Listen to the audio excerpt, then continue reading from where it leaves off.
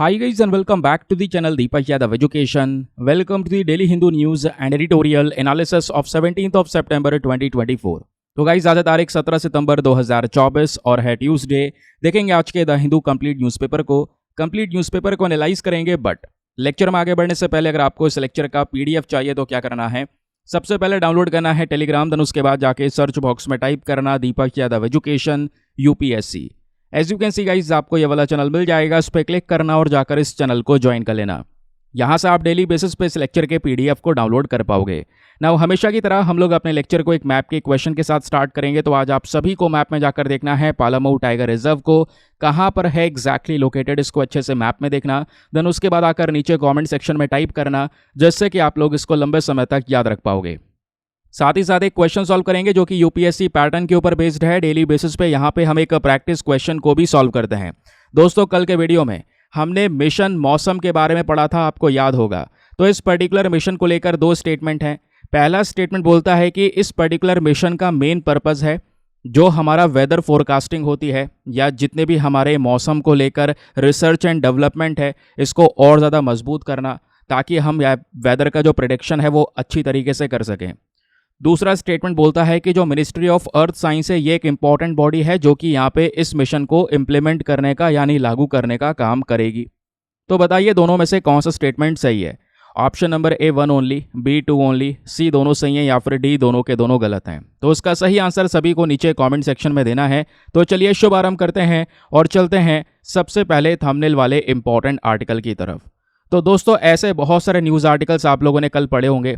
कल लगातार social media platform पर इवन गूगल के ऊपर में एक सेंटेंस बहुत ही ज़्यादा सर्च किया जा रहा था, ट्रेंडिंग में था, वो था Bengaluru airport on high alert. तो अभी यहाँ पर दोस्तों एक मैटर निकल कर आया है। बोला जा रहा है बेंगलुरु के अंदर में जो कैंपेगौड़ा इंटरनेशनल एयरपोर्ट है, यहाँ पर हाई अलर्ट जारी कर दिया गया है। रीज़न यह है कि भारत के अंदर पहला एमपॉक्स का जो केस है उसको कन्फर्म कर दिया गया और ये एमपॉक्स का केस आने वाले समय पर एक बड़ी प्रॉब्लम क्रिएट कर सकता है अगर हमने शुरू से ही इसको लेकर कुछ प्रिकॉशंस नहीं लिए, जैसे कोविड-19 में हुआ था कुछ उसी प्रकार से। तो इस वजह से पहले से तैयारी करना ज़रूरी है। इसको लेकर बहुत सारे न्यूज़ आर्टिकल्स ऑलरेडी पब्लिश हो चुके हैं, चाहे फर्स्ट पोस्ट का आर्टिकल आप देख पाएंगे, टाइम्स ऑफ इंडिया का आर्टिकल देख पाएंगे।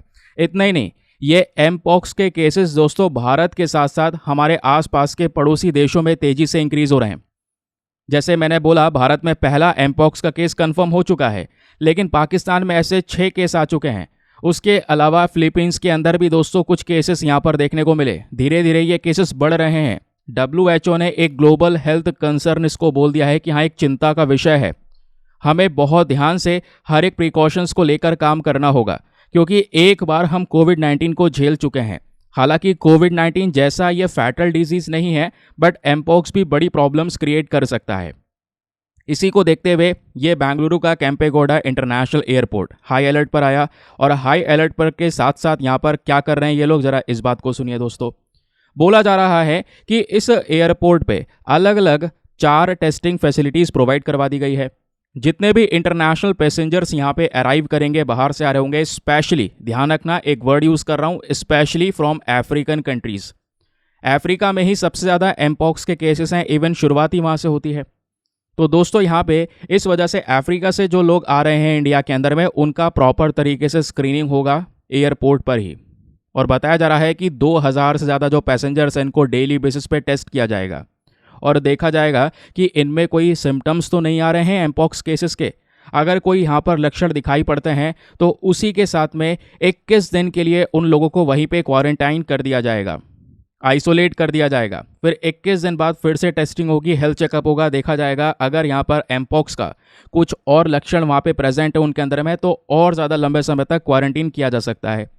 अगर लक्षण ठीक हो जाते हैं, उस इंसान की हेल्थ इंप्रूव हो जाती है, तो छोड़ दिया जाएगा, रिलीज़ कर दिया जाएगा।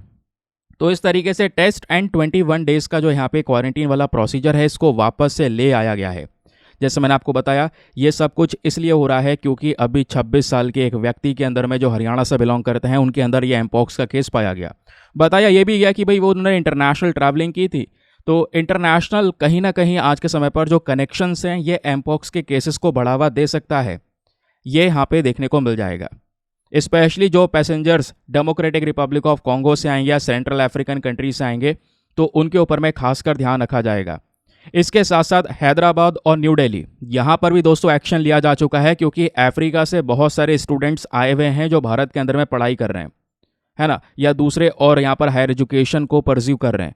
तो ऑब्वियस सी बात है, उनका कनेक्शन रहता है, आते जाते रहते हैं, या कोई और रिलेटिव आता जाता रहता है, तो उनके ऊपर भी एक प्रॉपर तरीके से ध्यान दिया जाएगा, ये यहाँ पे बोला जा रहा है। आइसोलेशन जोन्स बना दिए गए हैं ताकि ऐसे केसेस को हैंडल किया जा सके, और अगर यहाँ पे ज़रूरत होगी तो इन आइसोलेशन जोन्स को बढ़ाया भी जा सकेगा। आने वाले समय पर सिचुएशन गंभीर होगी तो मॉनिटरिंग को इम्प्रूव करेंगे। प्रॉब्लम यही है कि इसमें बहुत सारे प्रकार के लक्षण दिखाई पड़ते हैं कोविड-19 पैंडेमिक जैसे, और फिर उसके बाद में क्या भारत को चिंता करनी चाहिए?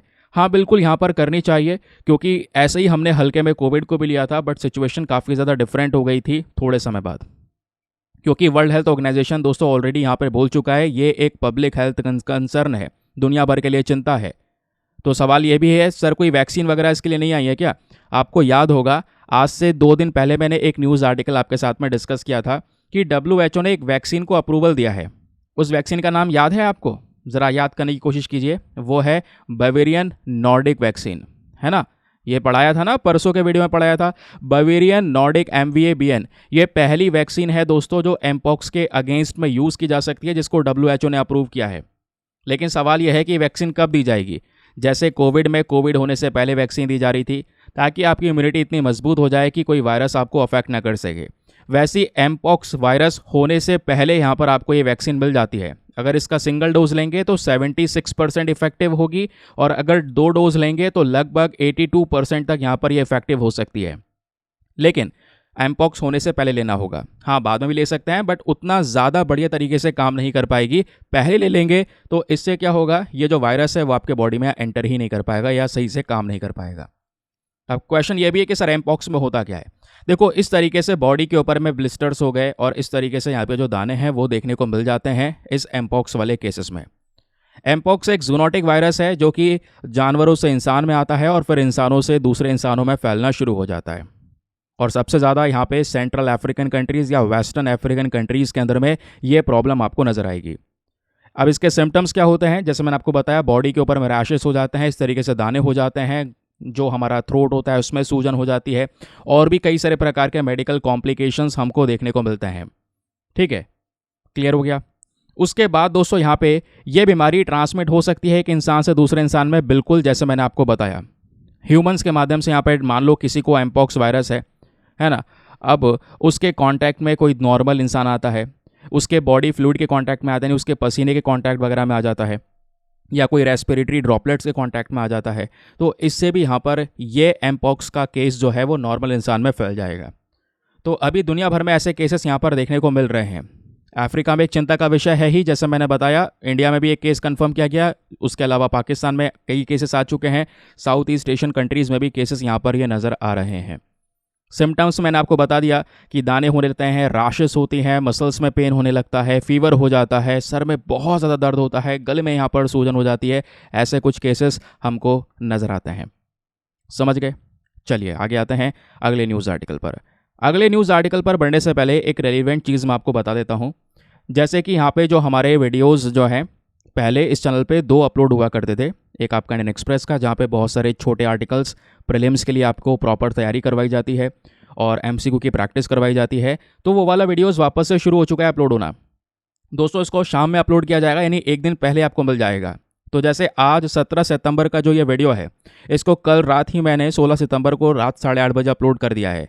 तो ऐसे ही दोस्तों अब आपको तैयार रहना है। ये मैं आपको मॉर्निंग में मिलूँगा द हिंदू के वीडियो के साथ में 7:30 से 8 बजे के बीच में, और उसके अलावा फिर शाम को मिलूंगा 8:30 बजे तक एक और वीडियो के साथ में, जहाँ पे हम प्रीलिम्स की भी प्रैक्टिस करेंगे, क्वेश्चन प्रैक्टिस करेंगे, बहुत सारे शॉर्ट आर्टिकल डिस्कस करेंगे। कल का ये वीडियो प्लीज़ एक बार ज़रूर देख लेना, चैनल पर जाओ, इस वीडियो को देखो अच्छे से, क्वेश्चन को सॉल्व करो जो आपको टेस्ट दिया है। आपका करंट अफेयर्स का जो पोर्शन है और भी ज़्यादा स्ट्रॉन्ग होता हुआ नज़र आएगा। ये वो चीज़ें हैं, ऐसी कुछ टेस्ट सीरीज़ वगैरह हैं दोस्तों यहाँ पे, जो आपको बहुत सारा पैसा देने के बाद मिलती हैं। ये कंटेंट ऐसे ही करंट अफेयर्स के बेसिस पे अपलोड कर दिया गया है, क्वेश्चन बना के अपलोड किए जा रहे हैं, ये सब आपके सामने फ्री ऑफ कंटेंट है। तो इसको ज़्यादा से ज़्यादा आप अटेम्प्ट करेंगे तो ज़्यादा फ़ायदा होगा। ठीक है, चलिए आगे आते हैं।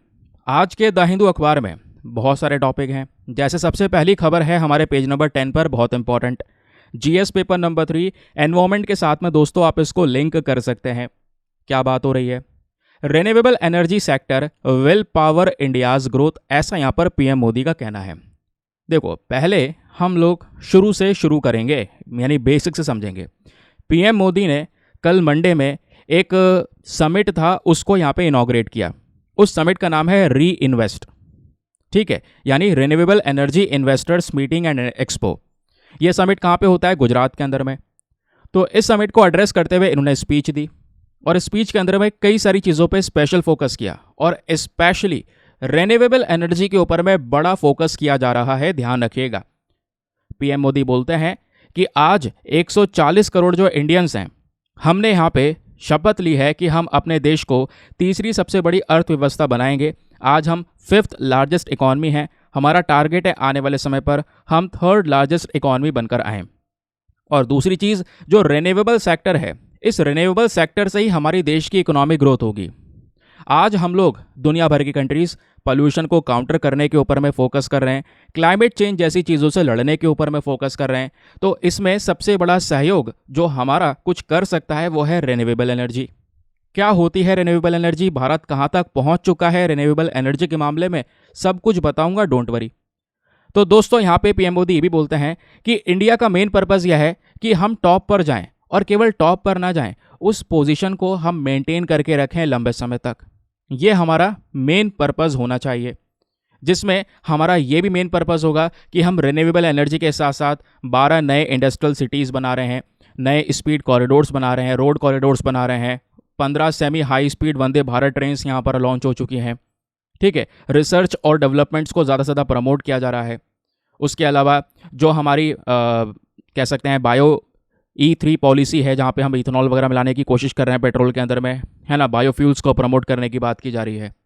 उसके अलावा क्योंकि इंडिया ने यहाँ पर एक बहुत बड़ा टारगेट सेट कर रखा है, भारत का कहना है कि हम 2047 तक 2047 तक एक डेवलप्ड कंट्री बनने जा रहे हैं, और वो विकसित देश बनने के लिए हमें आज ही से बहुत कुछ करने की ज़रूरत है, जिसमें हम रिन्यूएबल एनर्जी पे अगर एक स्पेशल फोकस रख लेंगे तो आधा काम हमारा यहीं पे समाप्त हो जाएगा। एक तरफ रिन्यूएबल एनर्जी से बहुत सारा एनर्जी का जनरेशन हो रहा होगा, वेल्थ का जनरेशन होगा, और दूसरी तरफ पॉल्यूशन को काउंटर कर रहे होंगे, तो आधा काम हमारा यहीं से हो जाएगा। ये पीएम मोदी ने मेंशन किया। अब चलिए दोस्तों, मैं आपको यहाँ पर थोड़ा सा इसके बारे में बताता हूँ, और सबसे पहले थोड़ा सा हम बात कर लेते हैं कि रिन्यूएबल एनर्जी के मामले में भारत आज के समय पर है कहाँ। देखिए, इंडिया की जो ग्रोथ हुई है रिन्यूएबल कैपेसिटी में, वो पिछले 8.5 सालों में बड़ी खतरनाक तरीके से हुई है। 2014 में इंडिया के पास में रिन्यूएबल एनर्जी के केस में केवल 35 गीगावाट तक की कैपेसिटी थी, यानी केवल इतना बिजली का उत्पादन कर रहे थे हम रिन्यूएबल एनर्जी से। आज हम लोग 174.53 गीगावाट तक की एनर्जी जनरेट कर रहे हैं रिन्यूएबल एनर्जी से। अब आप सोचोगे सर बहुत देर से ये रिन्यूएबल एनर्जी वर्ड यूज़ हो रहा है, आखिरकार होता क्या है? वैसे तो सभी को पता होगा, बहुत ही सिंपल है। देखो, होता यह है कि अगर हम एनर्जी के प्रोडक्शन की बात करें, या एनर्जी में स्पेशली हम इलेक्ट्रिसिटी के ऊपर फोकस करें, तो वो जो बिजली है वो कैसे बनती है। आज जो आप अपने घरों में बिजली इस्तेमाल कर रहे हैं, वो आपकी स्टेट की जो डिस्कॉम होती है, डिस्ट्रीब्यूशन कंपनी, वो आपके घर तक पहुंचाती है। लेकिन वो जो कंपनीज़ हैं वो पहले क्या करती हैं, पावर प्लांट से उस बिजली को परचेज़ करती हैं, खरीदती हैं। अब वो पावर प्लांट बिजली कैसे बनाता है, आपको सभी को पता है। बड़े बड़े प्लांट्स लगे होते हैं जगह जगह पे, जहाँ पे कोयले को जलाया जाता है, उससे एनर्जी को प्रोड्यूस किया जाता है। लेकिन एक बात और है, अगर आप कोयले को जलाएंगे तो कोयले से कितना ज़्यादा प्रदूषण होता है ये हम सभी को पता है, क्योंकि कोयले के अंदर में कार्बन प्रेजेंट होता है। जलाओगे तो कार्बन एमिशंस होंगे, और वही प्रदूषण गर्मी पैदा करेगा, वही प्रदूषण क्लाइमेट चेंज को बढ़ावा देगा, टेम्परेचर को बढ़ावा देगा, जिससे ग्लेशियर्स पिघलेंगे, और वगैरह वगैरह करके आगे बहुत सारे और भी जो डिस्प्यूट्स हैं वो क्रिएट होने शुरू हो जाएंगे एनवायरमेंट के मामले में, जिसमें हमारा टारगेट है कि भाई हमें क्लाइमेट चेंज को रोकना है। 2070 के बाद में हमें नेट ज़ीरो एमिशन की तरफ बढ़ना है, यानी 2070 के बाद में हम पोल्यूशन करेंगे ही नहीं। तो ये सब कैसे पॉसिबल होगा? कोयले जैसे जो ये फॉसिल फ्यूल्स वगैरह हम जला रहे हैं, इसको रोकना पड़ेगा, तभी तो ये पॉसिबल हो पाएगा ना, तभी तो हम यहाँ पर ये पोल्यूशन को रोक पाएंगे। एक कह सकते हैं पोल्यूशन फ्री एनर्जी का इस्तेमाल कर पा रहे होंगे। तो पोल्यूशन फ्री एनर्जी आएगी कहाँ से? तो उस एनर्जी को दोस्तों यहाँ पे बनाया जाएगा हमारे सूर्य की ऊर्जा से। अब जैसे सूर्य की जो ऊर्जा है उससे हम क्या करते हैं, अपने सोलर पैनल्स को कनेक्ट करके सोलर पैनल्स के माध्यम से इलेक्ट्रिसिटी को प्रोड्यूस करते हैं। तो सोलर पैनल से जो बिजली बन रही है, यहाँ पे थोड़ी ना कोई कोयला वगैरह जल रहा है ना, यहाँ पे तो सीधा सूर्य की ऊर्जा से हम इसको बिजली को प्रोड्यूस कर रहे हैं। तो कोई प्रदूषण हो रहा है क्या? नहीं। ऐसी दोस्तों यहाँ पे जो हवा होती है, विंड की स्पीड होती है, हम उसके लिए विंड मिल्स लगाते हैं, उससे इलेक्ट्रिसिटी जनरेट करते हैं, है ना। तो ये जो सोलर एनर्जी है, विंड एनर्जी है, यही हमारी रेन्यूएबल एनर्जी कहलाती है। तो रेन्यूएबल एनर्जी कहाँ से मिलती है? हमारे नेचुरल रिसोर्सेज से। अब यहाँ पर ये नेचुरल सोर्स है, सूर्य भी और विंड भी हमारी नेचुरल सोर्स है। तो ऐसी एनर्जी को हम रेन्यूएबल एनर्जी बोलते हैं, ध्यान रखिएगा। यहाँ पे कोई प्रदूषण नहीं हो रहा है, समझ गए। एग्जाम्पल सनलाइट, विंड, जिसके बारे में हम डिस्कशन कर ही चुके हैं। नाउ क्वेश्चन यह है, तो भारत आज के समय पर रेन्यूएबल एनर्जी के मामले में कहाँ तक जा चुका है, ज़रा ये बताइए सर। तो दोस्तों यहाँ पे एक रिपोर्ट है, उसके अकॉर्डिंग मैं आपको बता रहा हूँ, ताकि आप फैक्चुअल बेसिस पे ही चीज़ों को टैकल करें। क्योंकि फैक्ट्स आपके पास में होंगे, रिपोर्ट का नाम वगैरह लिख देंगे तो काम खत्म, कोई आपको वहाँ पे काउंटर करने के लिए नहीं आएगा। तो एक रिपोर्ट है रेन्यूएबल 2022 ग्लोबल स्टेटस रिपोर्ट। उस रिपोर्ट में बोला गया है कि भारत आज के समय पर चौथे नंबर पर आता है पूरे दुनिया में रेन्यूएबल एनर्जी कैपेसिटी इंस्टॉल्ड के मामले में, है ना। तो चौथे नंबर पर हम लोग यहाँ पर रेन्यूएबल एनर्जी के मामले में है, चौथे नंबर पर विंड पावर कैपेसिटी के मामले भी हैं, और चौथे नंबर पर सोलर पावर कैपेसिटी के मामले में भी हैं। तो हमसे भी ज़्यादा कुछ कंट्रीज़ हैं जो सोलर पावर कैपेसिटी में काफ़ी आगे निकल चुकी हैं। हम फिलहाल अभी 4th नंबर पर हैं। दिसंबर 2023 तक के डेटा को एनालाइज करते हैं तो ये पता चलता है हमारे पास में बहुत सारी प्रकार की रिन्यूएबल एनर्जी के सोर्सेस आ चुके हैं। भारत के पास में 180.79 गीगावाट तक की इंस्टॉल्ड कैपेसिटी है। इतनी एनर्जी हम जनरेट करते हैं किससे? रिन्यूएबल एनर्जी से। अब रिन्यूएबल एनर्जी में आपका मैंने बताया विंड हो गया, सोलर हो गया, biomass, small hydro power, waste to energy and large hydro power. तो दोस्तों यहाँ पे लार्ज हाइड्रो पावर भी ऐड हो चुका है, जो कि बड़ी मात्रा में यहाँ पर एनर्जी को जनरेट करता है। तो विंड पावर से इतनी एनर्जी आ रही है, सोलर पावर से इतनी आ रही है। इस तरीके से यहाँ पर ये सभी आज के समय पर भारत के लिए रिन्यूएबल एनर्जी के सोर्सेस हैं। ठीक है, इतनी बात क्लियर हुई। अब ये देखिए दोस्तों, ये तो हमने देख लिया प्रोडक्शन के मामले में हम कहाँ पर हैं, चौथे नंबर पर हैं ग्लोबली। लेकिन कंजम्पशन के मामले में, क्योंकि ऑब्वियसली बात है बिजली प्रोड्यूस हो रही है तो कंज्यूम भी तो करेंगे ना। तो उसके मामले में दोस्तों भारत 3rd लार्जेस्ट कंज्यूमर है एनर्जी का, ध्यान रखिए।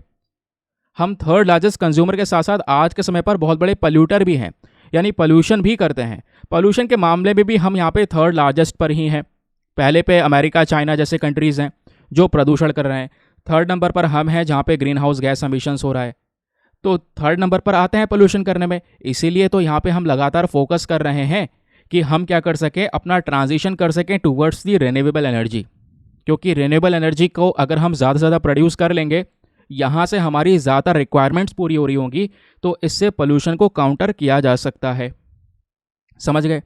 अब इसी के लिए भारत ने आगे भविष्य के लिए टारगेट सेट करे हैं। जैसे टारगेट यह है कि 2030 तक इंडिया के पास में 500 गीगावाट तक की non fossil fuel based energy होनी चाहिए। यानी ये इतनी एनर्जी होनी चाहिए जो यहाँ पे बिना पोल्यूशन के हो रही हो, जो कि अपने आप में एक बहुत बड़ा रिकॉर्ड सेट हो जाएगा अगर हम ये चीज़ें अचीव कर पाते हैं तो।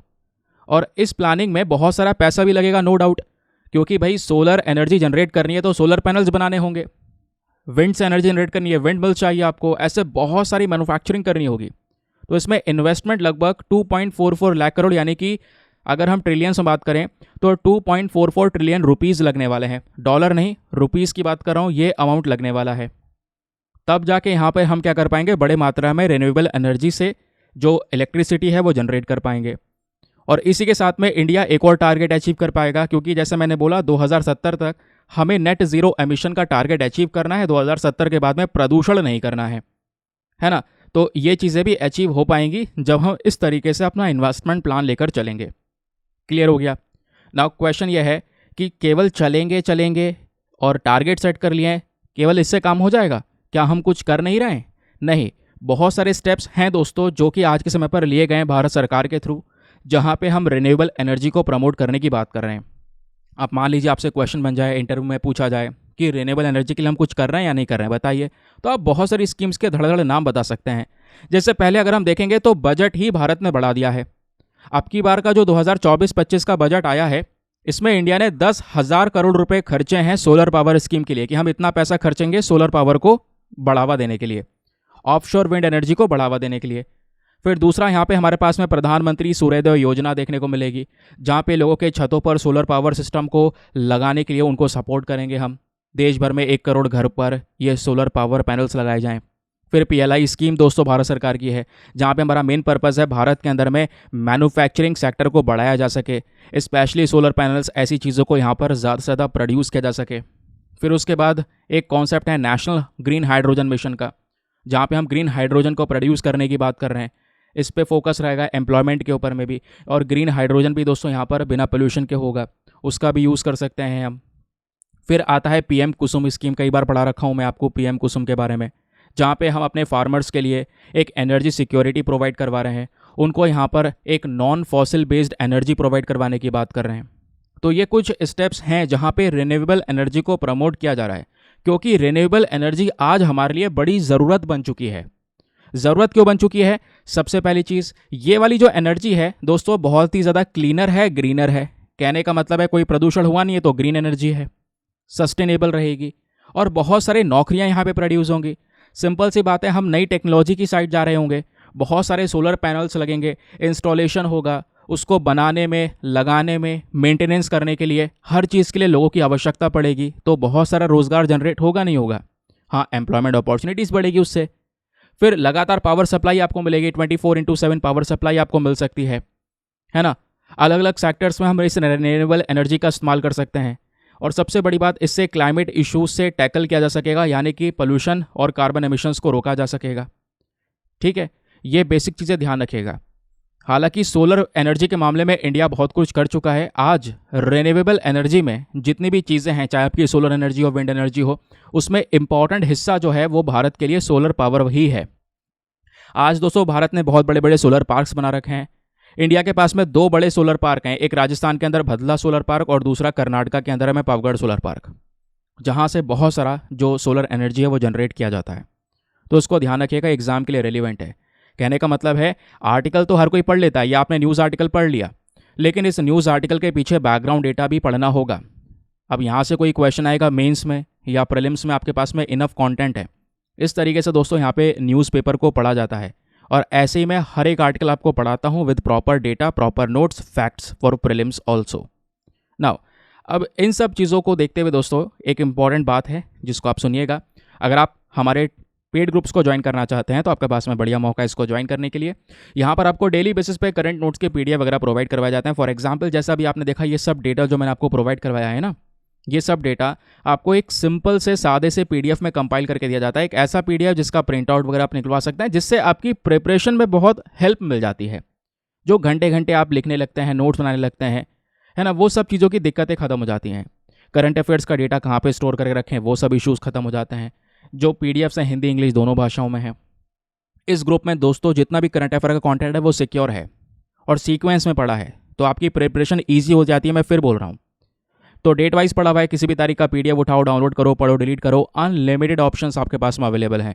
कुछ टॉपिक पुराना है कि भाई यार वो न्यूज़ में था, मुझे याद नहीं आ रहा है, इंपॉर्टेंट है, सर्च कर लो, आपके सामने आ जाएगा, चाहे वो कितना ही पुराना क्यों ना हो। ठीक है, 2 साल तक का डेटा आपको यहाँ पर मिल जाएगा। तो इस ग्रुप को ज्वाइन करने का जो फ़ी पेमेंट है वो भी बहुत मिनिमम है, just 499 for the lifetime access. जब तक आपका सिलेक्शन ना हो जाए तब तक आप इस ग्रुप को ज्वाइन करके रख सकते हैं। ज्वाइन करने के लिए क्या करना है, व्हाट्सएप पर जाना, यहाँ पर आपको एक नंबर दिया गया है 8534873368। इस नंबर पर मैसेज कर देना कि हाँ I want to join this group. वहाँ पे आपको रिप्लाई मिलेगा, पेमेंट का प्रोसेस दिया जाएगा, और उससे ज़्यादा इंपॉर्टेंट आपको डेमो वीडियो का लिंक भी मिलेगा। आप पूरे डेमो वीडियो को अच्छे से चेक कर सकते हैं, देख सकते हैं कि मुझको कहाँ पर कैसे फ़ायदे हो रहे हैं। अपने आप को कंप्लीटली सेटिस्फाई कर लेना, जब संतुष्ट हो जाओ तो जाकर ये इन्वेस्टमेंट आप कर लेना। ठीक है, बाकी यार मेक श्योर करो वीडियो पे जो लाइक का बटन है उसको प्रेस कर दो। 5000 लाइक्स का टारगेट है जिसको आप सभी लोग मिलकर सपोर्ट कर सकते हैं, और चैनल को सब्सक्राइब कर लें। 6 लाख सब्सक्राइबर का मिशन भी है जिसको आप सभी लोगों को पूरा करवाना है। चलिए अगली खबर आज के अखबार में पेज नंबर 12 पर प्रेजेंट है, जिसको हम GS paper number 3 science and technology के पॉइंट ऑफ व्यू से लिंक करेंगे। तो यहाँ पे बात हो रही है, साइंटिस्ट ने मांग की है for the transparency in the विज्ञान पुरस्कार सिलेक्शन प्रोसेस। अब मामला क्या है ज़रा ये सुनिएगा। तो दोस्तों यहाँ पे हमारे एक साइंटिस्ट हैं अजय सूद साहब, इन्होंने यहाँ पर एक नोटिस लिखा है हमारे प्रिंसिपल साइंटिफिक एडवाइज़र को, और नोटिस लिखते हुए यहाँ पर इन्होंने उनको बहुत सारी चीज़ों के ऊपर में राय भी दी है। देखो होता यह है कि आज हमारे देश में कई सारे साइंटिस्ट हैं और जो वो वैज्ञानिक हैं उनका कॉन्फिडेंस को बूस्ट करने के लिए और स्पेशली उन्होंने जो योगदान दिया है हमारे लिए, उस योगदान को सम्मानित करने के लिए उनको ये अवार्ड्स दिए जाते हैं अलग अलग प्रकार के। उसमें पहले एक अवार्ड दिया जाता था शांति स्वरूप भटनागर अवार्ड। तो दोस्तों शांति स्वरूप भटनागर अवार्ड को रिप्लेस करके नए अवार्ड्स रिसेंटली शुरू करे गए। उस नए अवार्ड में कौन सा अवार्ड है? वो है राष्ट्रीय विज्ञान पुरस्कार। ध्यान रखिए, तो राष्ट्रीय विज्ञान पुरस्कार के अंदर में बहुत सारी अलग अलग कैटेगरीज बांटी गई हैं अलग अलग वैज्ञानिकों के लिए, उनको ये अवार्ड दिया जाता है। इस साल ये अवार्ड ऑलरेडी दिए जा चुके हैं, अनाउंस किए जा चुके हैं।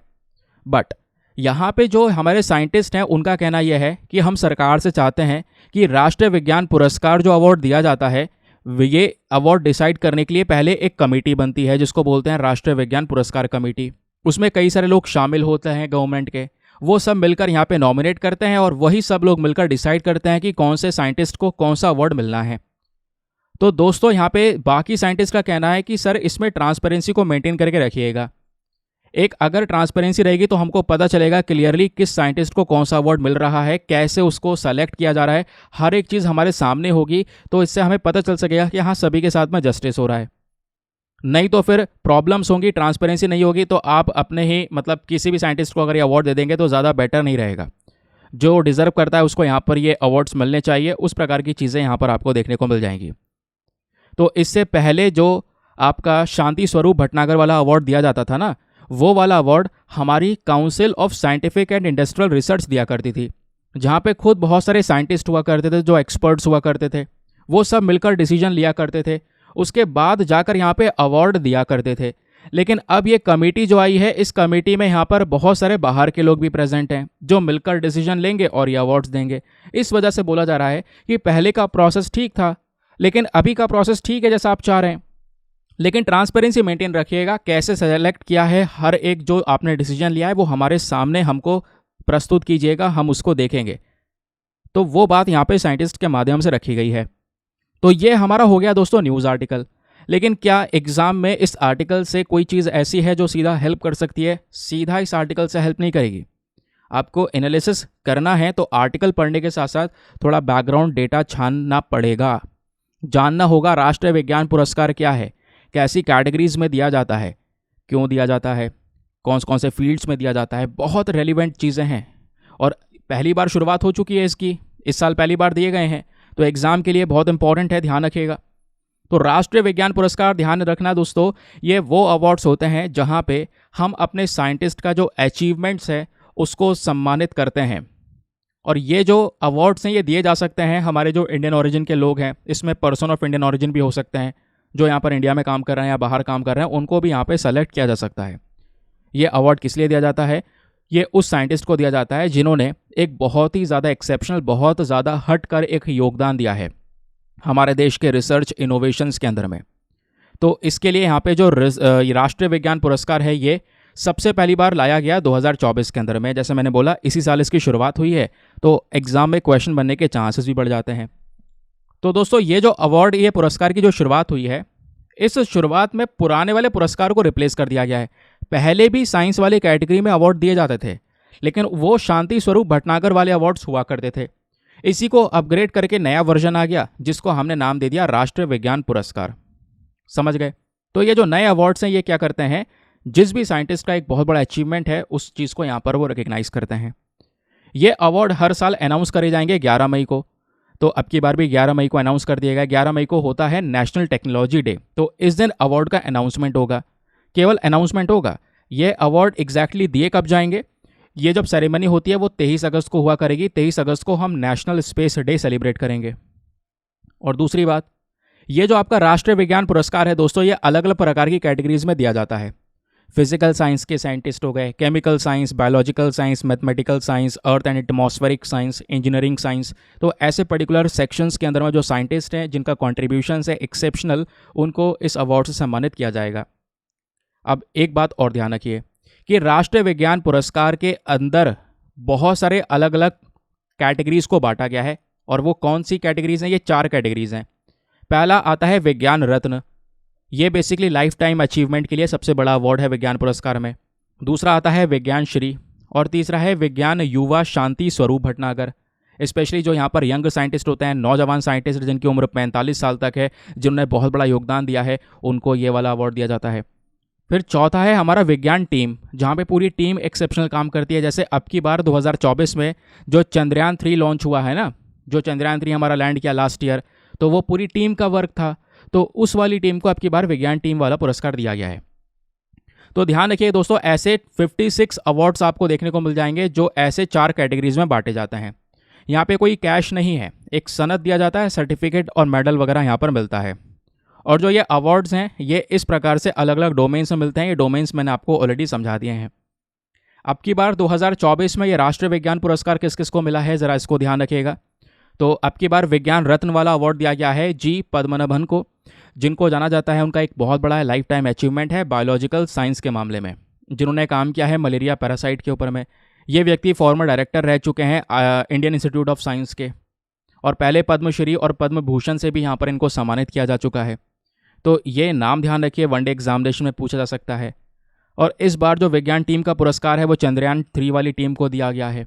उन्होंने 2023 में भारत का पहला स्पेसक्राफ्ट चांद के साउथ पोल पर उतारा, एक इतिहास रचा है। तीसरा यहाँ पर विज्ञान श्री दिया गया है अब की बार अन्नपूर्णी सुब्रमण्यम को। ठीक है, तो इनका जो योगदान है वो बेसिकली स्टार क्लस्टर और गैलेक्सीज के इवोल्यूशन और स्टडीज़ को लेकर है। तो विज्ञान श्री एक के साथ साथ यहाँ पर 2 व्यक्तियों को और दिया गया है। एक हैं जयंत बालचंद्र उदगांवकर, बायोलॉजी के सेक्शन में इनको दिया गया है, और तीसरे हैं नाभ कुमार मंडल, इनको पार्टिकल फिजिक्स के सेक्शन में दिया गया है। फिर चौथा आता है विज्ञान युवा, है ना, जो हमारे नौजवान को दिया गया है। तो उसमें है विवेक पोलचितवर, कार्बन कैप्चर टेक्नोलॉजी को लेकर दिया गया। उर्वशी सिन्हा, क्वांटम रिसर्च को लेकर दिया गया। रॉक्सी मैथ्यू कोल, इनको क्लाइमेट साइंस को लेकर यह अवार्ड दिया गया है। तो ये यहाँ पर इस बार के लेटेस्ट 2024 के राष्ट्रीय विज्ञान पुरस्कार अवार्ड्स आपको देखने को मिलेंगे। तो ये हमने आर्टिकल भी डिस्कस कर लिया, और इस बार क्या सिनेरियो रहा है वो सारे अपडेटेड इन्फॉर्मेशन के साथ में मैंने आपको यहाँ पर कवर करवा दिया। ठीक है, चलिए आगे आते हैं उसके बाद में अगले आर्टिकल पर। नाउ दोस्तों, हमारी अगली खबर बहुत ही ज़्यादा काम की है, आज के न्यूज़पेपर में पेज नंबर 8 पर प्रेजेंट है। और पेज नंबर 8 पर आपको टेक्स्ट एंड कॉन्टेक्स्ट के आर्टिकल देखने को मिलेंगे। दोनों आर्टिकल काम के हैं। अभी वो तमिलनाडु के अंदर जो एजुकेशन को लेकर एक कंट्रोवर्सी हुई है वो समझाऊंगा। पहले हम यहाँ पर इस वाले न्यूज़ को जान लेते हैं। तो जो पेज नंबर आर्टिकल 8 पर है आर्टिकल प्रेजेंट है, यहाँ पे बात हो रही है how do emergency provisions impact centre and state relations. आखिरकार कैसे जो हमारे भारतीय संविधान के अंदर में एमरजेंसी को लेकर जो प्रावधान मेंशन्ड है वो सेंटर और स्टेट के संबंधों पे इम्पैक्ट डालते हैं। आज मैं आपको पूरा का पूरा एमरजेंसी का कॉन्सेप्ट पढ़ा दूंगा। आपका पॉलिटी का एक रेलिवेंट पोर्शन कवर हो जाएगा, है ना। जब आप जाके पढ़ेंगे तो आपको मज़ा आ जाएगा कि यार ये सब चीज़ें मैं पहले ही पढ़ चुका हूँ, है ना। कोई भी किताब अगर आप पढ़ना चाहें तो पॉलिटी का एक रेलिवेंट चीज़ मैं आपको कवर करवाने वाला हूँ। इसको बहुत अच्छे से ध्यान से दोस्तों सुनते हुए चलिएगा, क्योंकि हाल ही में कई सारी जगहों पे यहाँ पे स्टेट्स के अंदर में जो डिस्प्यूट्स अलग अलग प्रकार के वो हुए, जहाँ पे प्रेसिडेंशियल रूल की मांग की गई कि भाई वेस्ट बंगाल के अंदर राष्ट्रपति का शासन लगा दो, मणिपुर में ये कह सकते हैं प्रेसिडेंट रूल लगा दो। इसको लेकर कई सारी चीज़ें चर्चाएं हुई, फिर एमरजेंसी की चर्चा होने लगी। अभी रिसेंटली यहाँ पर जो संविधान हत्या दिवस है वो यहाँ पर सरकार ने अनाउंस किया कि हाँ इस प्रकार का जो दिवस है वो हम हर साल सेलिब्रेट करेंगे। ऐसी नई नई चीज़ें रिसेंटली हुई हैं। तो दोस्तों पहले हम लोग बात करते हैं कि आखिरकार जो ये एमरजेंसी को लेकर मामला है वो एग्जैक्टली है क्या। तो दोस्तों यहाँ पर ये सुनिएगा, अभी हाल ही में खबर ये आई थी कि जो हमारा 25 जून वाली तारीख निकली है ना, 25 जून 2024, इस साल लगभग 49th एनिवर्सरी हो चुकी है देश में नेशनल इमरजेंसी लगे हुए, है ना। तो उसी को लेकर यहाँ पर क्या होता है, प्राइम मिनिस्टर ऑफ इंडिया ने यहाँ पर ये बोला कि जो नेशनल इमरजेंसी के अंदर में जितने भी लोग शामिल थे, जिन्होंने सेक्रीफाइस किया, जिनके साथ में बुरा हुआ, है ना, तो उन सबको यहाँ पर एक ट्रिब्यूट दिया गया था। उस वजह से वो चर्चाओं में था ना। वो सब साइड में हटाते हैं, एग्जाम के पॉइंट ऑफ व्यू से डिस्कशन करते हैं। सबसे पहले दोस्तों यहाँ पर ये जानना होगा कि आखिरकार ये एमरजेंसी होती क्या है। एमरजेंसी को हम हिंदी में आपातकालीन स्थिति बोल देते हैं, है ना। अब देखो, एक बिल्कुल जब अर्जेंट सिचुएशन आ जाती है, इमरजेंसी उसी को यहाँ पर बोला जाता है, समझ गए। तो एमरजेंसी होती क्या है? एमरजेंसी बेसिकली एक ऐसा लीगल मेजर है या ऐसा क्लॉज है, हमारे संविधान में प्रेजेंट है, हमारे संविधान में इसके बारे में मेंशन्ड है, जहाँ पर मान लो कोई देश में वॉर क्रिएट हो चुका है, किसी दूसरे देश के साथ में युद्ध शुरू हो गया है, या कोई और विद्रोह चल रहा है या कोई और दूसरा क्राइसिस क्रिएट हो चुका है, देश की स्थिरता जो है वो ख़राब सी नज़र आ रही है, देश के सॉवरेनिटी को खतरा है, देश की डेमोक्रेसी को खतरा है ना। तो ऐसे केसेस यहाँ पर जब आते हैं तो उस समय पर एक इमरजेंसी का प्रोविज़न हमारे कॉन्स्टिट्यूशन में दिया गया है, वो इमरजेंसी यहाँ पर लगाई जाती है। समझ गए? उस इमरजेंसी से यहाँ पर जो देश है उसको संभाला जाता है। नाउ इमरजेंसी को लेकर हमारे संविधान में कहाँ कहाँ पर प्रोविज़न मेंशन करे गए, तो पहली बात तो दोस्तों ये ध्यान रखिएगा, जो हमारा कॉन्स्टिट्यूशन जो हमारा संविधान बना है, इस संविधान में बहुत सारी चीज़ें ऐसी हैं जो अलग अलग देशों के संविधान से इंस्पायर होकर ली गई हैं। और हमारे संविधान में मैक्सिमम चीज़ें गवर्नमेंट ऑफ इंडिया एक्ट 1935 से लिया गया है। आपने पॉलिटी पढ़ी है ना, पॉलिटी में पहले ही चैप्टर का हिस्टोरिकल बैकग्राउंड होता है, वो सब इन्फॉर्मेशन करेंगे। बहुत सारे चार्टर एक्ट्स वगैरह आप पढ़ते हैं, फिर गवर्नमेंट ऑफ इंडिया एक्ट 1935 आता है, देश की आज़ादी से पहले इस तरीके की चीज़ें आती हैं। तो यहीं से बहुत सारी चीज़ें हमने संविधान में अपने डायरेक्टली इन्वॉल्व कर दी हैं इसी एक्ट से। और आज हमारे संविधान के अंदर में पार्ट 18 में आर्टिकल 352 से लेकर आर्टिकल 360 के बीच में इमरजेंसी के प्रोविजंस मेंशन्ड हैं। इमरजेंसी कहाँ पे डिस्कस की गई है संविधान में? 352 से लेकर 360 के बीच में, प्लीज़ इसको ध्यान रखिएगा। समझ गए? अब इसी इमरजेंसी में एक कॉन्सेप्ट आया कि भाई फंडामेंटल राइट्स भी सस्पेंड कर दिए जाएंगे। जब इमरजेंसी लगेगी तो लोगों के पास में कोई अधिकार नहीं होगा प्रोटेस्ट करने का या कुछ भी करने का, फंडामेंटल राइट्स सस्पेंड कर दिए जाएंगे। ये जो फंडामेंटल राइट्स को सस्पेंड करने वाला प्रोविज़न है ना, ये सीधा हमने वेमार कॉन्स्टिट्यूशन से लिया था, जो रशिया बेसिकली आज प्रेजेंट है ना, वहाँ वाले संविधान से हमने ये कॉन्सेप्ट लिया था। अब होता यह है कि जब भी कहीं पर इमरजेंसी लगती है, मान लो देश में कोई नेशनल इमरजेंसी लग जाती है, इमरजेंसी अलग अलग प्रकार की होती है। नेशनल इमरजेंसी होती है, इसमें प्रेसिडेंशियल रूल भी होता है, उसके अलावा एक फाइनेंशियल इमरजेंसी भी होती है। बताऊंगा आगे, डोंट वरी। मैं आपको बस खाली ओवरव्यू दे रहा हूँ कि इमरजेंसी एक्जैक्टली होती क्या है और हमारे संविधान में कहाँ पर यह मैंशनड है। समझ गए? तो इमरजेंसी के समय पर हमारी केंद्र सरकार के पास में सभी ताकतें आ जाती हैं, वही यहाँ पर हर चीज़ को रूल कर रही होती है। अब ज़रा ये सुनिए दोस्तों, जब बात कर रहे होते हैं हम इमरजेंसी की, तो 3 प्रकार की इमरजेंसीज होती हैं। एक होती है नेशनल इमरजेंसी, जो देश के स्तर पे लगा दी जाती है। दूसरी होती है प्रेसिडेंशियल रूल, जो स्टेट्स में लगा दिया जाता है।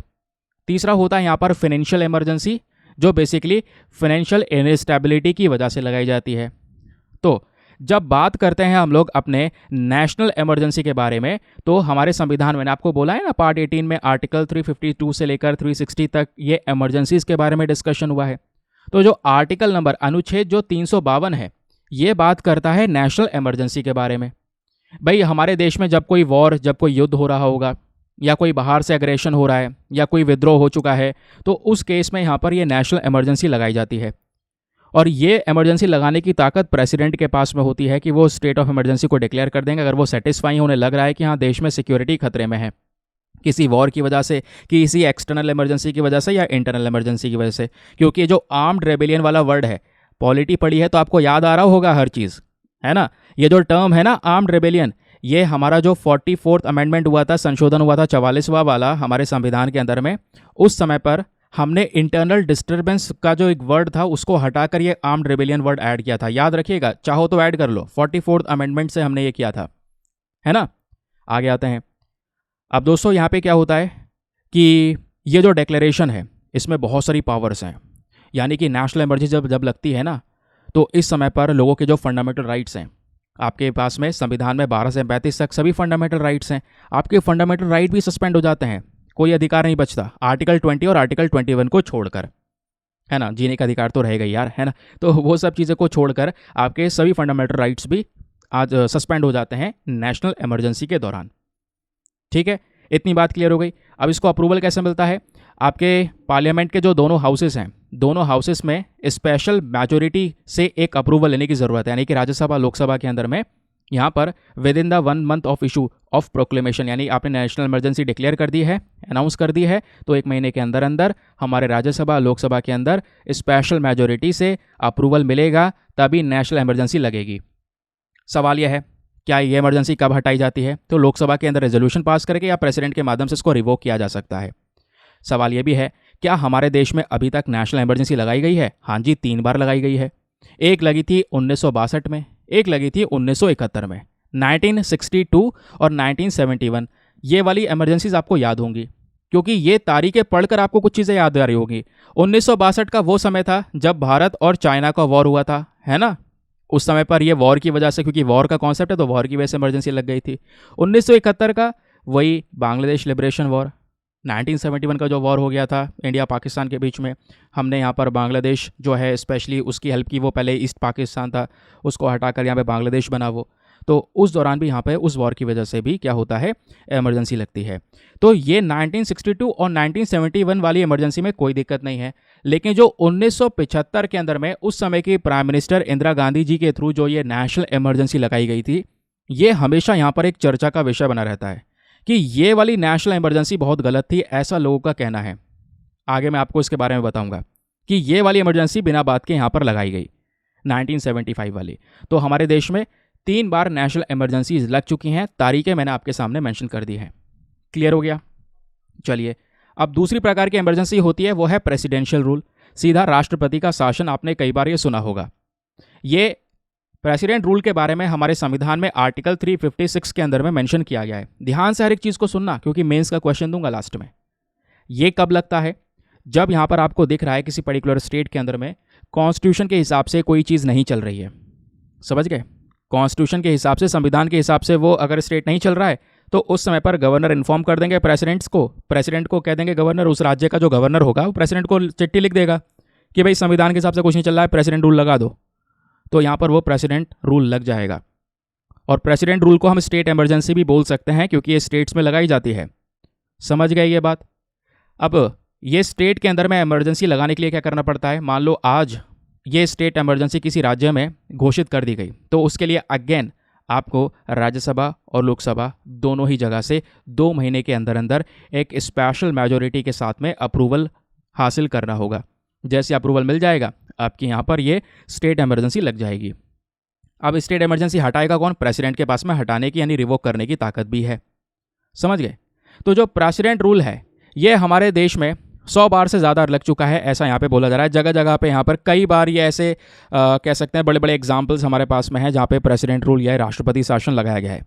उत्तराखंड का 2020 का रीसेंट एग्जाम्पल, उत्तर प्रदेश 1991 से लेकर 1992 के बीच में यहाँ पर यह इमरजेंसी लगी थी जब प्राइम मिनिस्टर राजीव गांधी को असिसिनेट कर दिया गया था। पंजाब के अंदर 1987 से लेकर 1992 के बीच में यहाँ पर ये मिलिटेंसी की वजह से ये इमरजेंसी लगी थी। समझ गए? तो इमरजेंसी कई बार लग चुकी है। प्रेसिडेंशियल रूल वाली स्टेट में राष्ट्रपति का शासन घोषित कर दिया जाता है तो स्टेट की सभी सरकार खत्म, वहाँ पे सीधा यूनियन गवर्नमेंट क्या कर रही होगी? रूल कर रही होगी। ये हो गया हमारा प्रेसिडेंट रूल का कॉन्सेप्ट। तीसरा होता है दोस्तों फाइनेंशियल इमरजेंसी। तो फाइनेंशियल इमरजेंसी के बारे में हमारे संविधान में आर्टिकल 360 में बताया गया है। ये कब लगती है? जब देश में आर्थिक स्थिति बेकार हो जाए, फाइनेंशियल इनस्टेबिलिटी क्रिएट हो जाए, है ना। तो हिंदी में क्या बोलते हैं इसको? वित्तीय आपातकाल। जब देश की आर्थिक मंदी बहुत बढ़ गई है, इकॉनमी पूरी तरह से कह सकते हैं डूब रही है, सरकार के पास में देश चलाने के लिए प्रॉपर पैसा नहीं है, तब जाकर ये फाइनेंशियल इमरजेंसी लगाई जाती है। तो क्या होगा? तो इस केस में यहाँ पर क्या हो सकता है? जो सरकार वगैरह है, वो जो लोग गवर्नमेंट जॉब कर रहे हैं उनकी सैलरी को कट किया जा सकता है, कम किया जा सकता है। ऐसे कई सारे जो चीज़ें हैं वो अपनाई जाती हैं ताकि इकॉनमी को संभाला जाए।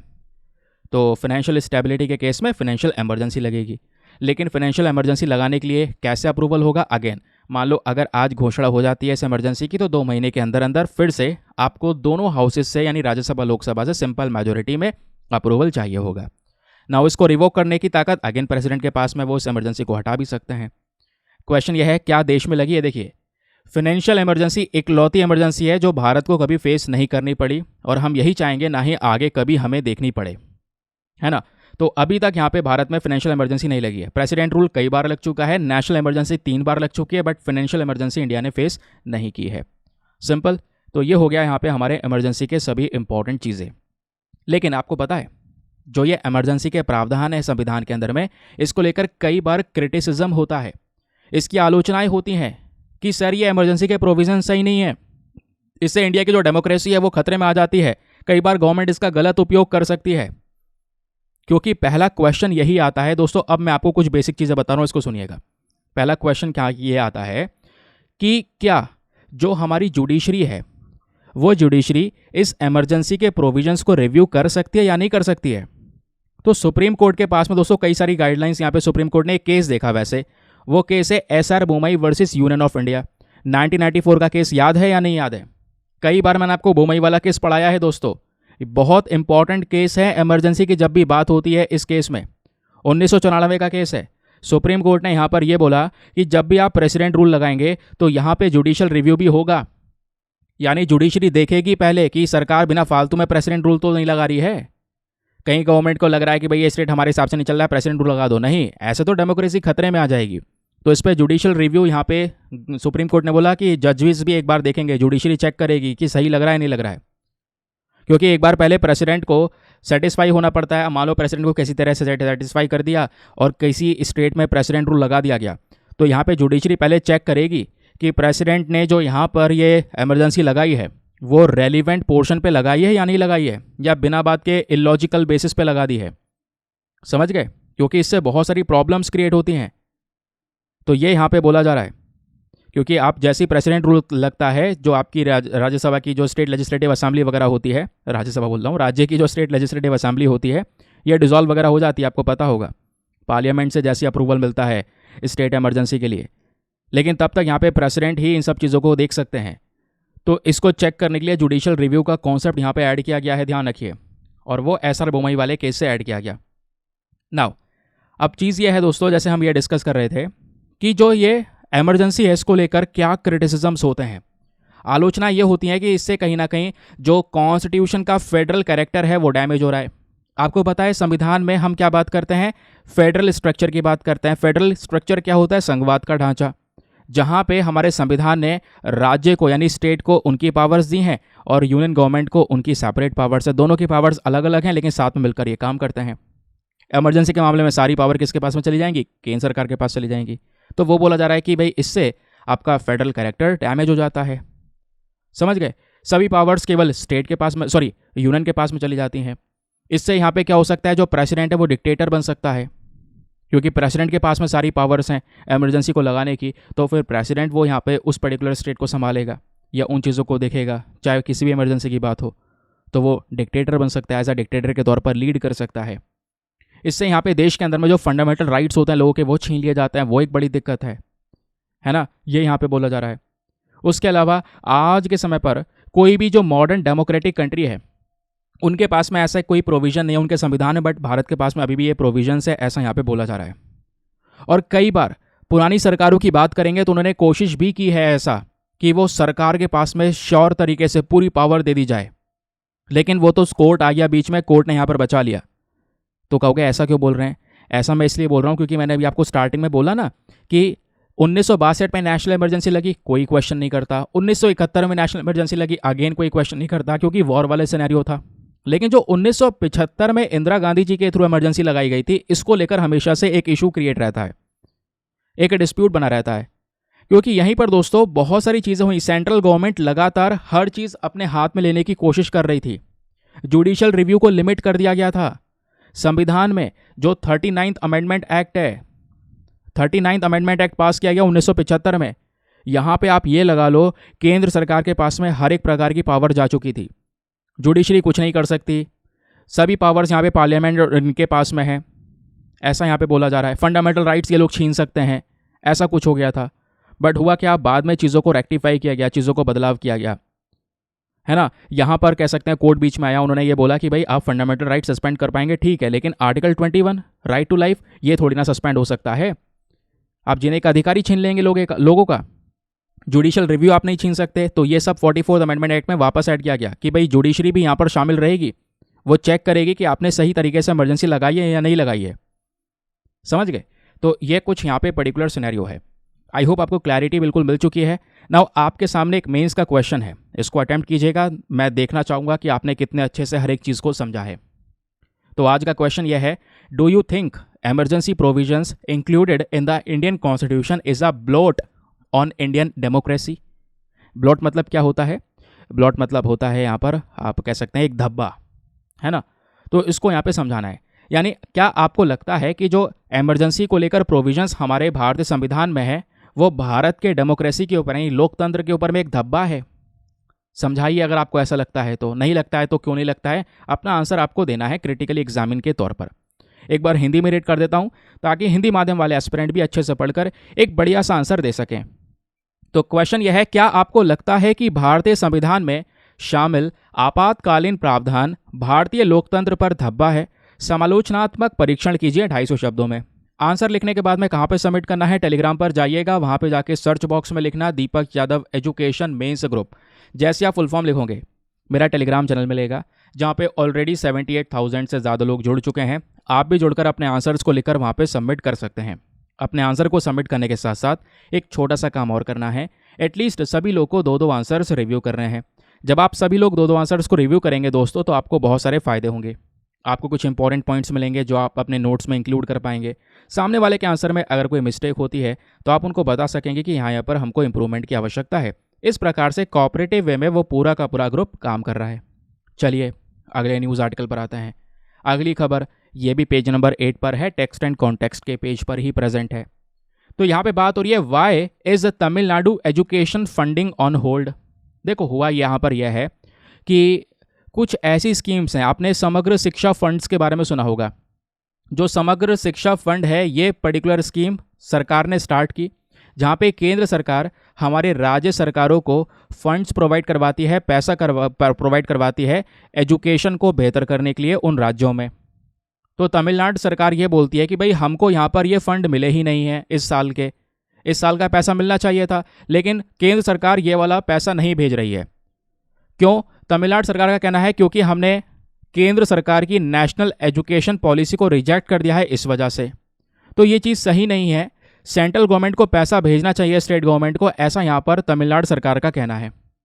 पहले ये पूरा मैटर क्या है चलिए मैं आपको ये बताता हूँ। आपको ये मैटर समझने के लिए समग्र शिक्षा जानना होगा, उसके साथ साथ नेशनल एजुकेशन पॉलिसी को समझना होगा, और एट द लास्ट यहाँ पर एक और चीज़ मैं आपको बताऊँगा वो जानना होगा।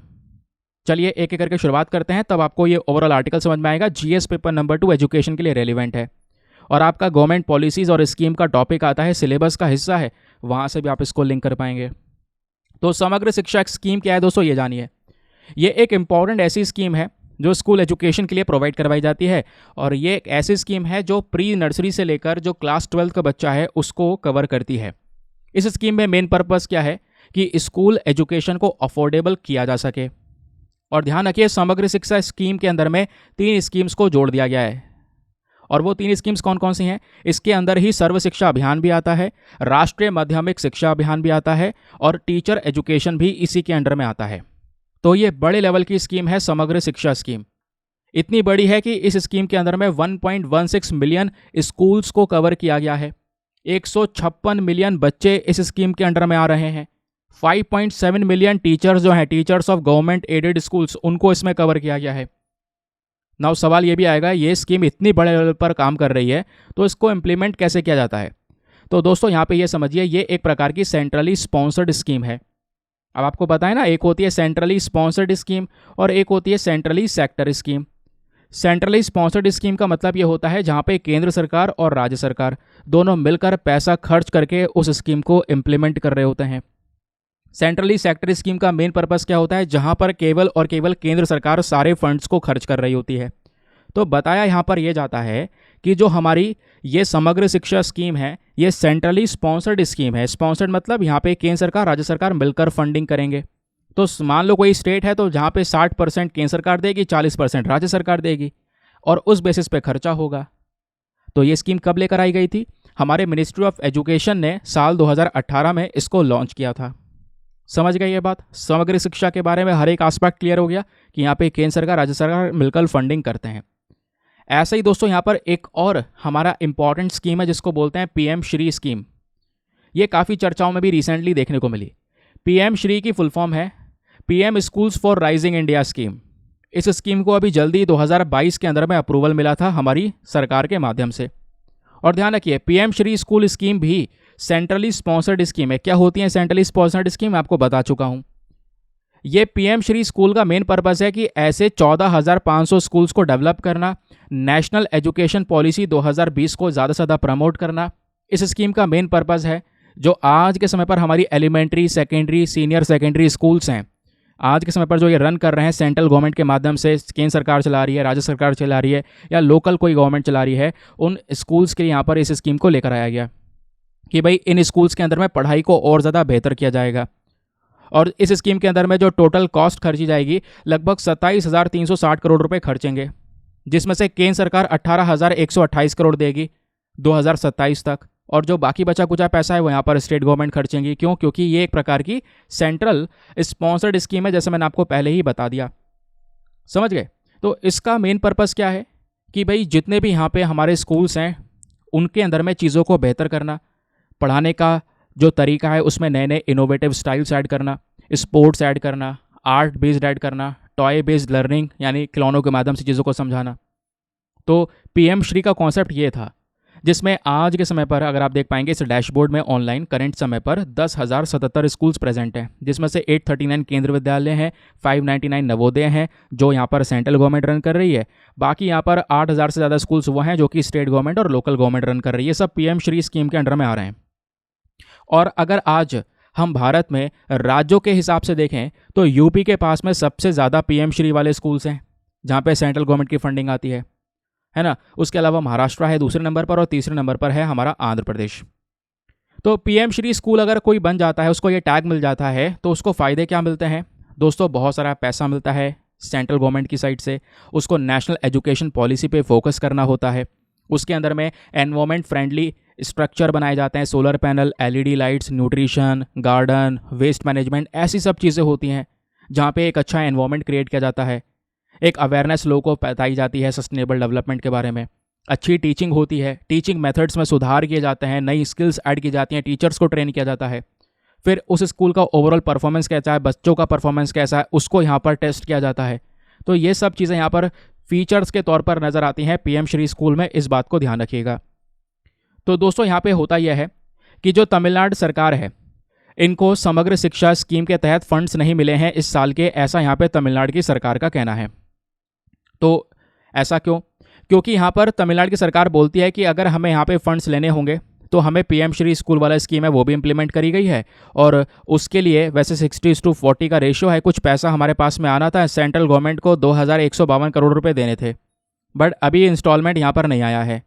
थोड़ा पैसा मिला है और जो आना चाहिए था वो नहीं मिल पाया है। और अगर जब पैसे मांगने की बात की है तो सेंट्रल गवर्नमेंट से तमिलनाडु के पास में एक नोटिस आया, उसके अंदर में तमिलनाडु सरकार से बोला है कि भाई आप हमारे साथ में एक मेमोरेंडम ऑफ अंडरस्टैंडिंग साइन करिए। यानी तमिलनाडु ये बोलता है कि सेंट्रल गवर्नमेंट ये बोल रही है कि तमिलनाडु क्या करे, भारत का सरकार के साथ में एक एमओयू साइन करे, मेमोरेंडम ऑफ अंडरस्टैंडिंग। और वो एमओयू साइन होगा जहाँ पे तमिलनाडु वाली सरकार को अपने राज्य में पीएम श्री स्कूल वाली जो स्कीम है इसको लागू करना होगा। और इस स्कीम के तहत यहाँ पर क्या होगा, बहुत सारे जो स्कूल्स है उसको पीएम श्री के अंडर में कवर कर दिया जाएगा। और पीएम श्री के अंदर कवर करने के साथ साथ नेशनल एजुकेशन पॉलिसी को यहाँ पे लागू करना होगा तमिलनाडु की सरकार को। तो तमिलनाडु की सरकार कह रही है भैया हम यहाँ पर एग्री नहीं करेंगे, हम नेशनल एजुकेशन पॉलिसी को लागू नहीं करेंगे। तो नेशनल एजुकेशन पॉलिसी में को क्यों नहीं लागू करेंगे, क्या दिक्कत है? तो तमिलनाडु की सरकार कह रही है कि नेशनल एजुकेशन पॉलिसी में 3 भाषाओं को प्रमोट करने की बात की है कि बच्चों को 3 भाषाएं सिखाई जाएंगी, जहां पर हिंदी को भी ज़्यादातर वैल्यू दी जा रही है। तो तमिलनाडु की सरकार यहाँ पर कह रही है कि हमारे पास में ऑलरेडी ऐसे प्रोग्राम्स हैं और हम ऑलरेडी 2 भाषाओं पे फोकस कर रहे हैं, एक तमिल और दूसरी इंग्लिश। हम नहीं चाहते कोई तीसरी भाषा यहाँ पर सिखाई जाए। तो सिंपल सी बात है, उस बेसिस पर, उस आधार पर यहाँ पर ये जो मामला है थोड़ा सा गड़बड़ा गया है। तमिलनाडु की सरकार बोलती है कि हमने ऑलरेडी आपका जो नेशनल एजुकेशन पॉलिसी है उसमें दूसरा कॉन्सेप्ट है, हमने वैसे ही कॉन्सेप्ट अपने ऑलरेडी अपना रखा है ना। तो जो यहाँ पर बच्चे प्रेजेंट हैं उनको ऑलरेडी यहाँ पर उसी स्तर पे पढ़ाया जा रहा है। लेकिन जो 3 लैंग्वेज वाला फॉर्मूला है कि 3 भाषाएं बच्चों को यहाँ पर उनके चॉइस के तौर पर दी जाएंगी, ये हमें यहाँ पर एक्सेप्ट नहीं है। हम लोग इन चीज़ों को एक्सेप्ट नहीं कर सकते, क्योंकि नेशनल एजुकेशन पॉलिसी 2020 को देखोगे तो ये 3 भाषाओं में एक तो मदर मीडियम यानी कि जो आपकी लोकल लैंग्वेज है उसको यहाँ पे बोलता है कि वो पढ़ाई जाएगी क्लास 5 तक के बच्चों को। फिर उसके अलावा यहाँ पर 2 और भाषाएं होंगी जो कि यहाँ पर इंडिया की नेटिव होंगी, यानी इंडिया की भाषा होंगी। तो जो 3 लैंग्वेज का फॉर्मूला है ना, इस नेशनल एजुकेशन पॉलिसी के अंदर में ये अपनाया गया है, जिसकी वजह से जहाँ पे यहाँ पर हिंदी को प्रमोट करने की बात की, और इस वजह से आपको पता होगा इतिहास में बड़े बड़े प्रोटेस्ट हो चुके हैं तमिलनाडु के अंदर में, बड़े बड़े प्रोटेस्ट, एक कह सकते हैं राइट्स हो चुके हैं, बड़े दंगे हो चुके हैं। एंटी हिंदी राइट्स आपको याद होगा 1960 का, जब यहाँ पर नेशनल एजुकेशन पॉलिसी के माध्यम से हिंदी को लागू करने की बात करी जा रही थी, हिंदी को एक मैंडेटरी भाषा बनाने की बात की जा रही थी, कंपलसरी बनाने की बात की जा रही थी। उसकी वजह से एक प्रोटेस्ट हुआ था कि हम तमिलनाडु में कि हम हिंदी को एक्सेप्ट नहीं करेंगे, हिंदी भाषा एक्सेप्ट नहीं करेंगे, हमारे लिए तमिल बेटर है, हम तमिल ही यहाँ पर कवर करेंगे। तो वही पर्टिकुलर केस यहाँ पे नज़र आ रहा है कि लैंग्वेजेस को यहाँ पे ज़्यादा प्रमोट किया जाएगा, इंग्लिश, हिंदी या संस्कृत जैसी चीज़ें प्रमोट होंगी। तो यहाँ पे तमिलनाडु चाहता है कि हमारी जो भाषा है तमिल, हम उसको बनाए रखें। तो स्टेट का कहना यह है कि हम 3 लैंग्वेज फार्मूले को ना अपना के हम 2 लैंग्वेज वाला फार्मूला अपनाएंगे। तमिल और इंग्लिश ये दोनों भाषाएं पढ़ाएंगे अपने स्कूल में बच्चों को। ठीक है, तो हिंदी यहाँ पर एक तीसरी लैंग्वेज पर रख देंगे, ऑप्शन 3rd रहेगा, बट यहाँ पर उसमें वो उनकी चॉइस रहेगी, लेकिन पहले पे तमिल और इंग्लिश रहेगी। ये यहाँ पर तमिलनाडु का कहना है। तो इस आधार पे नेशनल एजुकेशन पॉलिसी को अगर आप देख पाएंगे तो वो सही से इंप्लीमेंट नहीं हो रही है। तो इस वजह से यहाँ पर जो यह मामला है वो अटका पड़ा है। सेंट्रल गवर्नमेंट इधर से फंड्स नहीं छोड़ेगी जब तक यहाँ पर तमिलनाडु इसको इंप्लीमेंट नहीं करेगा। तो वही तमिलनाडु यहाँ पर कह रहा है कि भैया ये जो फंड्स है इसको रिलीज़ कर दो, और इस फंड्स को रिलीज़ क्यों नहीं किया जा रहा है, वो जो मामला है वो मैंने आपको यहाँ पर ऑलरेडी एक्सप्लेन कर दिया, और ये मामला चल क्या रहा है वो भी आप यहाँ पे समझ चुके हैं। ठीक है, क्लियर हो गया। आगे आते हैं नाउ दोस्तों। उसके बाद कल ही हम लोगों ने मंकी पॉक्स तो अभी डिस्कस किया है, कल हमने निपाह वायरस के बारे में पढ़ा था, आपको याद होगा। तो आज एक और खबर पेज नंबर 5 पर प्रेजेंट है, जहाँ पे बोला जा रहा है केरला के अंदर मलप्पुरम में कुछ रिस्ट्रिक्शंस लगा दी गई हैं क्योंकि निपाह वायरस की वजह से एक व्यक्ति की मृत्यु हो गई है। तो 156 उसके कांटेक्ट हुए जगह जगह पर, तो उन सबको भी क्वारंटीन किया जा रहा है, उन सबको भी अलग अलग जगह पर आइसोलेट किया जा रहा है, ताकि ये निपाह वायरस के जो केसेस हैं वो बिल्कुल भी फैले ना, नहीं तो फिर यहाँ पर एक बड़ी प्रॉब्लम हो सकती है। तो एक तरफ मंकी पॉक्स वायरस का एक बड़ा इशू क्रिएट होता हुआ नज़र आ रहा है, और दूसरी तरफ यहाँ पर निपाह वायरस की एक बड़ी दिक्कत हमारे सामने नज़र आ रही है। समझ गए। चलिए, एक अगला एडिटोरियल है पेज नंबर 7 पर ही प्रेजेंट है, जहाँ पर बात हो रही है वेमेन लेड डेवलपमेंट की। पार्लियामेंट के अंदर में महिलाओं का किस तरीके से कंट्रीब्यूशन बढ़ा है पिछले कुछ समय पर, वो यहाँ पे राइटर ने एक्सप्लेन किया हुआ है। तो दोस्तों इसके लिए प्लीज़ मैं आप लोगों से एक छोटी सी रिक्वेस्ट करूंगा। देखो यहाँ पर हम अगर ये आर्टिकल डिस्कस करेंगे, ऑलरेडी काफ़ी लंबा थोड़ा आर्टिकल है, बहुत ज़्यादा टाइम जाया होगा, और ये सब चीज़ें मैं ऑलरेडी डिस्कस कर चुका हूँ, एक भी पॉइंट के अंदर बदलाव नहीं है। तो डिस्कस कर चुका हूँ, तो आप कहाँ से पढ़ सकते हैं मैं डायरेक्टली आपको वो बता देता हूँ। आपको क्या करना है, यूट्यूब पर जाइएगा, वहाँ पर जाके सर्च बॉक्स में लिखना 19 फरवरी the Hindu by Deepa Yadav education. आपको वीडियो मिल जाएगा, थंबनेल लगा रखा है, जहाँ पे बेसिकली मैंने अज़रबैजान का जो इशू है उसको लेकर थंबनेल लगा रखा है। तो आप उस वाले थंबनेल पर क्लिक कीजिएगा, उस वीडियो पे क्लिक कीजिएगा, थोड़ा सा आगे बढ़िएगा, ये पूरा का पूरा आर्टिकल मैंने वहाँ पे डिस्कस कर रखा है 19 फरवरी के वीडियो में। 19 फरवरी the Hindu by Deepa Yadav लिखिए, वहाँ पे वेमेन रिजर्वेशन बिल को लेकर पूरा आर्टिकल डिस्कस किया गया है। तो आपको टाइम वेस्ट करने की ज़रूरत यहाँ पे अलग से नहीं है। ठीक है, चलिए अब आते हैं नेक्स्ट अपनी इंपॉर्टेंट न्यूज़ की तरफ। दोस्तों एक पीआईबी खबर है जिसको आप GS paper number 3 defence and security के पॉइंट ऑफ व्यू से लिंक कर पाएंगे, रेलिवेंट है। क्या बात हो रही है, जो हमारी इंडियन एयरफोर्स है वो आज के समय पर ओमान के साथ में मिलकर एक अभ्यास कंडक्ट करेगी जिसका नाम होगा एक्सरसाइज ईस्टर्न ब्रिज। तो ईस्टर्न ब्रिज नाम का अभ्यास, ये 7वां एडिशन होगा इस अभ्यास का, जो कहाँ पे होने वाला है, 11 सितंबर से 22 सितंबर तक चलेगा ओमान के अंदर मसीरा नाम की जगह में। ठीक है, यहाँ पे हमारी इंडियन एयरफोर्स प्रेजेंट होगी, ओमान की एयरफोर्स होगी। तो ध्यान रखिएगा, भारत और ओमान के एयरफोर्स के बीच में एक अभ्यास होता है, उसका नाम है एक्सरसाइज ईस्टर्न ब्रिज। इसका जो सबसे पहला एडिशन हुआ था वो 2009 में हुआ था ओमान के अंदर थुमरेट में, जहाँ पर इन दोनों देशों की एयरफोर्स प्रेजेंट थी। उसके अलावा ओमान हमारे लिए इसलिए भी ज़्यादा ज़रूरी है क्योंकि दोस्तों ओमान के साथ में और भी कई सारे प्रकार के जो अभ्यास है उसको हम कंडक्ट करते हैं। जैसे दोनों देशों के एयरफोर्स के बीच में कौन सा अभ्यास होता है, अभी हमने डिस्कस कर लिया ईस्टर्न ब्रिज। बाकी दोनों देशों की नेवी के बीच में भी एक अभ्यास होता है, उसको बोलते हैं नसीम अल बहर। फिर दोनों देशों की आर्मी के बीच में भी एक अभ्यास होता है अल नजह, ये भी आजकल काफ़ी ज़्यादा चर्चाओं में है, मॉर्निंग वाले वीडियो में मैंने इसके बारे में डिस्कशन किया है। ओमान का लोकेशन हमारे लिए बहुत ज़रूरी है। ओमान और भारत को दोस्तों अगर आप देख पाएंगे तो ये है ओमान, ये है अरेबियन सी, आगे जाएंगे तो आपको मिल जाएगा इंडिया। तो इंडिया ओमान के बीच में अरेबियन सी यहाँ पर आ जाता है, बराबर में स्ट्रेट ऑफ हॉर्मुज। यही स्ट्रेट ऑफ हॉर्मुज क्या करता है, पर्शियन गल्फ और अरेबियन सी को जोड़ने का काम करता है। स्ट्रेट एक पतला सा रास्ता होता है जो दो बड़े समुद्र के टुकड़े को जोड़ रहा हो। ठीक है, ये यहाँ पर ध्यान रखना। आगे आपको दोस्तों ओमान के इधर यूएई नज़र आएगा, बराबर में यहाँ पर सऊदी अरेबिया नज़र आएगा, है ना। तो ये रहा ओमान आपका, ये यूएई हो गया, ये सऊदी अरेबिया हो गया, और येमन के साथ में भी ओमान बाउंड्री को शेयर करता है। बगल में ही गल्फ ऑफ ओमान है, तो उसको भी आप लोग ध्यान में रख सकते हैं। नाउ चलिए आते हैं आज के वर्ड ऑफ द डे पर। तो आज का वर्ड ऑफ द डे है सेंसोरियस। सेंसोरियस मतलब क्या होता है, बहुत ही ज़्यादा हार्श तरीके से क्रिटिसाइज करना, है ना, किसी चीज़ की सख्त तरीके से निंदा करना, कंप्लेंट करना, किसी चीज़ को डिसअप्रूव करना, उसके लिए हम सेंसोरियस वर्ड का यूज़ करते हैं। तो इस वर्ड का यूज़ करके एक सेंटेंस बनाइए नीचे कमेंट सेक्शन में। जब सेंटेंस बनाएंगे तभी यहाँ पर आपका वोकैब इंप्रूव होगा। बाकी प्रीलिम्स के प्रैक्टिस क्वेश्चन पर आएंगे जो स्टार्टिंग में आपसे पूछा गया था। यहाँ पे मिशन मौसम के बारे में बात हुई थी कि बताइए 2 स्टेटमेंट है, दोनों में से कौन सा सही है। पहला कि जो मिशन मौसम है इसका मेन पर्पज़ है रिसर्च और डेवलपमेंट को, स्पेशली वेदर वाले सेक्टर में उसको मजबूत करना। हमारे देश में वेदर के ऊपर निगरानी रखी जा सके, अच्छे से वेदर की प्रेडिक्शन किया जा सके, उस चीज़ को बढ़ावा देने का काम करता है, ये सही बात है। दूसरा स्टेटमेंट बोलता है कि जो हमारी मिनिस्ट्री ऑफ अर्थ और साइंस है यही एक इंपॉर्टेंट बॉडी है जो कि इस मिशन को लागू कर रही है। ये भी सही बात है, कल मैंने आपको बताया था मिनिस्ट्री ऑफ अर्थ साइंस के अंडर में कुछ बॉडीज़ है जो मिलकर इसको इंप्लीमेंट कर रही हैं। तो दोनों स्टेटमेंट करेक्ट हैं, that is why option number C both 1 and 2 is the correct answer. फिर स्टार्टिंग में प्लेस इन न्यूज़ का क्वेश्चन देख लेते हैं। आपको यहाँ पे पूछा गया था पालामऊ टाइगर रिजर्व कहाँ पर है, इसका लोकेशन बताइए। तो पालामऊ टाइगर रिजर्व दोस्तों आज के समय पर झारखंड में लोकेटेड है, ध्यान रखिएगा, इंपॉर्टेंट है, कभी कभी ये न्यूज़ में रहता है क्वेश्चन। अभी रिसेंटली यहाँ पर मतलब रिसेंटली भी चर्चाओं में है, तो क्वेश्चन आपसे बन सकता है। तो पालामऊ टाइगर रिजर्व ये जाना जाता है क्योंकि यहाँ पे बहुत सारे बॉक्साइट और कोल जैसी जो चीज़ें वो पाई जाती हैं, उसमें काफ़ी ज़्यादा रिच भी है ये आज के समय पर। ध्यान रखिए, ये पहला कह सकते हैं कि जो हमारे पहले 9 टाइगर रिजर्व जो हमारे देश में बनाए गए थे ना, उस समय पर पालामऊ टाइगर रिजर्व भी एक उसमें से ही टाइगर रिजर्व प्रेजेंट था। यह पहला रिजर्व है पूरे देश के अंदर में जहां पर टाइगर सेंसस शुरू किया गया, वो भी पग मार्क काउंट के बेसिस पे, जहां पे टाइगर के जो पैर के निशान होते हैं उससे यहां पर उसकी काउंटिंग की गई। पूरे दुनिया में इसकी शुरुआत यहां पर होती है सबसे पहली बार पालामऊ टाइगर रिजर्व में। इसकी शुरुआत की गई थी JW निकोलसन के सुपरविजन के अंदर में, उनके नेतृत्व में, तो ये ध्यान रखिएगा। इस वजह से भी पालामऊ टाइगर रिजर्व रेलिवेंट है। तो झारखंड में आपको ये आज के समय पर इसकी लोकेशन नजर आएगी, यह है झारखंड, कैपिटल है रांची। आसपास कई सारे स्टेट्स हैं जो झारखंड के साथ में बाउंड्रीज को शेयर करते हैं, जैसे ऊपर बिहार है, बगल में यहाँ पर उत्तर प्रदेश आपको देखने को मिल जाएगा, छत्तीसगढ़ से एक बड़ी बाउंड्री लगती है, ओडिशा से लगती है, और वेस्ट बंगाल से तो एक बहुत ही ज़्यादा बड़ी बाउंड्री यहाँ पर लगती हुई नजर आती है झारखंड की। ठीक है, तो ये हो गया यहाँ पर इसका लोकेशन। नाउ इसी के साथ में करते हैं लेक्चर को समाप्त। आई होप आपको मज़ा आया होगा।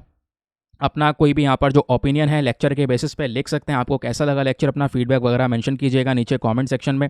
बाकी जैसे मैंने बोला, वीडियो पे लाइक का बटन ज़रूर प्रेस कीजिएगा और मेक श्योर करें चैनल को सब्सक्राइब भी कर लें। मिलते हैं आपसे अगले वीडियो में, और अगले वीडियो में कब? शाम को मिलेंगे 8:30 बजे वापस से एक बहुत ही ज़्यादा स्ट्रॉन्ग सेशन के साथ में। तो 8:30 बजे रेडी रहिएगा एक और डिस्कशन के लिए। आज के लिए bye bye, have a nice day, thank you and Jai Hind.